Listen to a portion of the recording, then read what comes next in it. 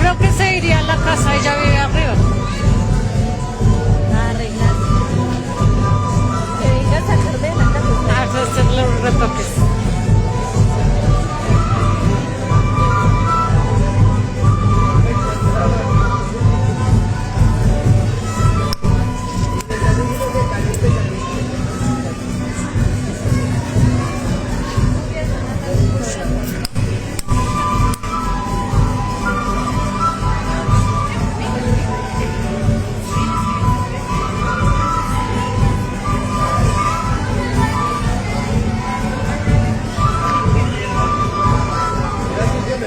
Oye, pero el llena.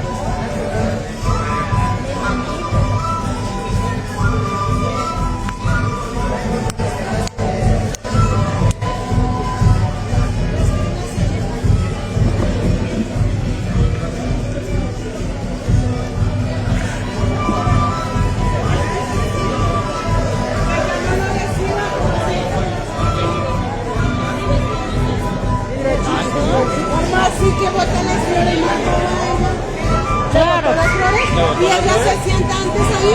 tan boba. Váyase. Claro.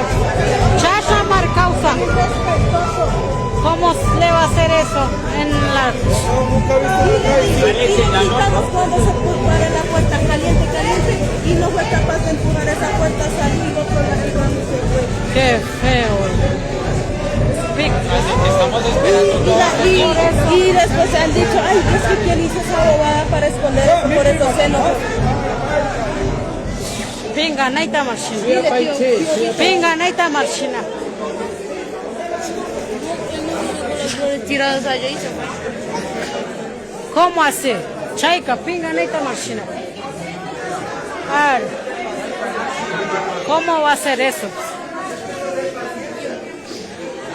Y eso que nosotros le dijimos, está caliente cuando estaba allá. Estaba en la puerta, le dijimos, Está caliente. Y dijo no. y Y se se salió. salió y tiró las flores. Qué bruto. Que se lleve las cosas.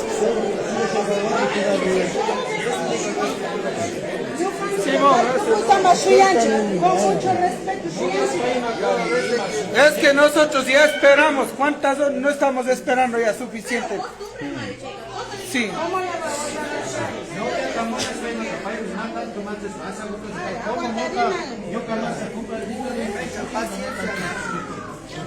Nalita marchina.